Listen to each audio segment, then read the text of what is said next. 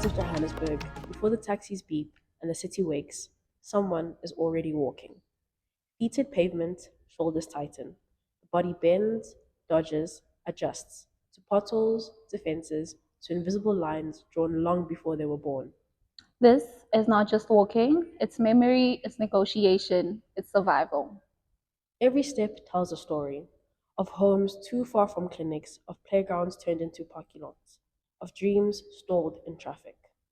This episode is about the body, not as a metaphor, but as a map of urban neglect, of improvisation, of motion through migration. We ask, what happens when space forgets you, but you must still move within it?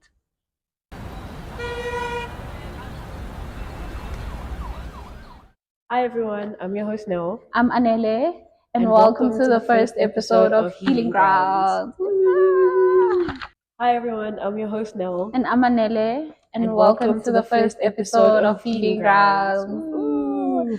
Woo! In this episode, we will be talking about or discussing what contemporary Black urbanism is, which we define not just about city infrastructure, but how Black communities claim space, preserve identity, and fight for justice in the places that they live in, basically. This includes the everyday hustle of informal traders, the resistance of land occupations, the joy of the joy of food and music, and the memory embedded in sidewalks and murals that we find in our everyday lives.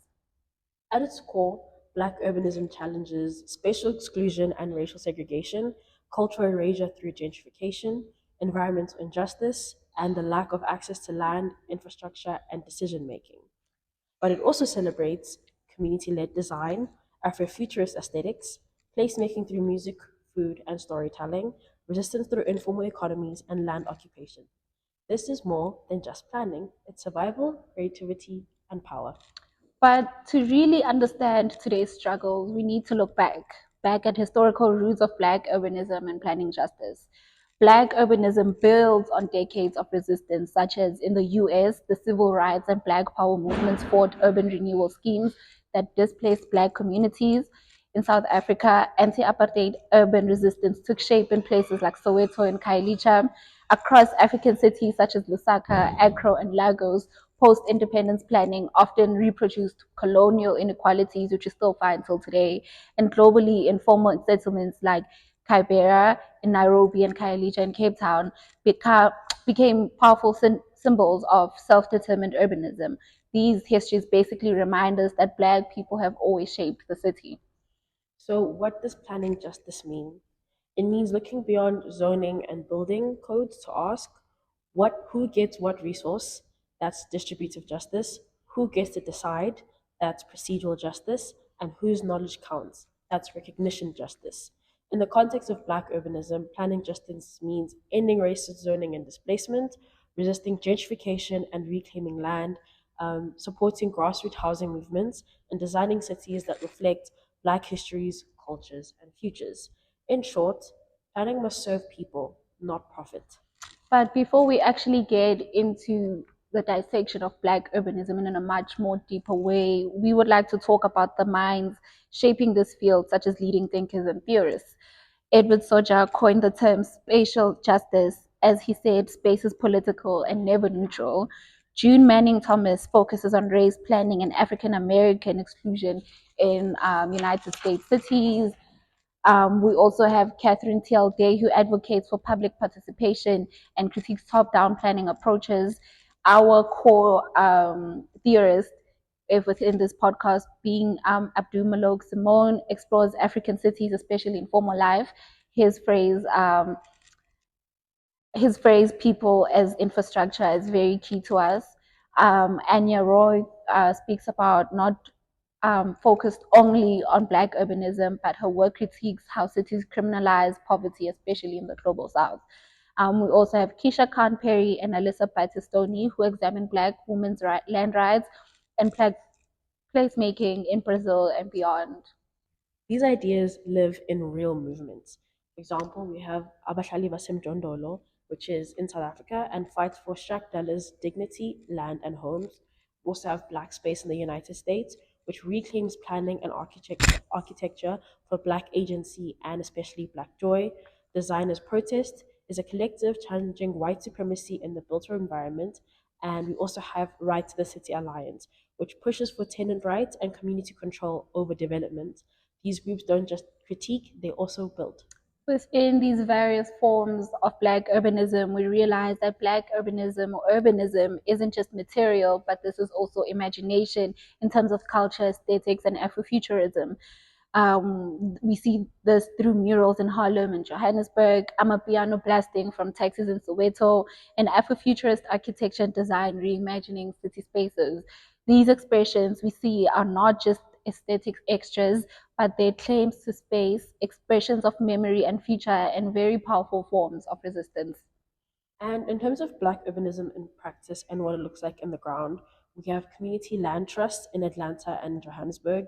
We have Black led developments in Detroit and Lagos, and informal street vending in Nairobi and Cape Town. And last, we also have design inspired by Sankofa, looking back to move forward. This is urbanism from below, built by those who are often ignored, criminalized, or displaced. But as we see the emergence of Black urbanism, we know that, of course, we do have challenges. Um, these are these follows as gentrification displacing working class Black residents, environmental racism, where we see Black communities often staying near toxic sites, over policing in public spaces, and thus hindering people from actually interacting with spaces, and tokenistic inclusion without real power sharing. But despite all of this, we see that Black urbanism still persists and really transforms. So that is Sorry. So that is the conclusion to this first episode. Just a very brief summary of what Black urbanism is, some of the movements that are rooted within Black urbanism. And basically how Black urbanism has grown from historical injustices and how we see it transforming into real life spaces today.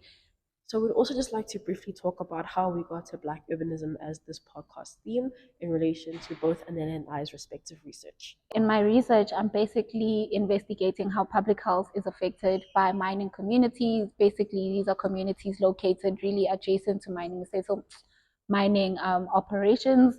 And in the sense, I have the idea, or I have seen the fact that people have made some sort of lives for themselves in terms of resistance, and there's this word I'm looking for, resilience as well. In these mining settlements, where even though the conditions are provisionally bad, you still see people making some sort of sense of the public spaces around them, of the various open spaces they have around them as well, and how then urban design can interact with this dilemma or this juxtaposition that we find and alleviate the situation. In terms of my research, I am looking at the urban management and spatial planning of public sporting spaces within Johannesburg, in particular the institutional belt. The reason why I'm looking at public sporting spaces is because um, sports is still something that has there's still barriers to access to sports and different sporting codes. So looking at public sporting spaces and whether they are adequate enough for a particular standard yeah, whether they are adequate enough and if they meet and suit the standards for athletes of all ages and stages to have access to is really, really crucial.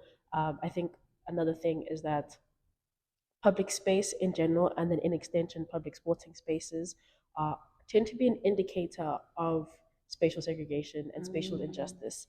So, looking at how access is affected because of those factors, and then also just looking at how they should be assessed, essentially. And I think this draws the idea or sense of Black urbanism because, excuse me, Nell and I are basically looking at how people then personalize these spaces that they find themselves in, seeing that they not or might not be adequate enough. We still see that people find some sort of resilience in spite of everything that is around them, basically for a city that might have not been built for them, you Yeah. know? Yeah. And I think obviously we're looking at obviously Nele's looking at mining operations. I'm looking at public sporting spaces, but it is in terms of um, the Black South African, or just Black people within South African, with Black people within South Africa, what their experience is with public services, and like Anele said, how they are able to do everything in spite of everything else. They're able to create these spaces on their own. So yeah. That is all for today's episode. Thank you so much for joining us. And in the next episode, We will be looking at how Black urbanism is specifically expressed in South Africa. Thank you so much. bye. Next time. Powerful. It's not.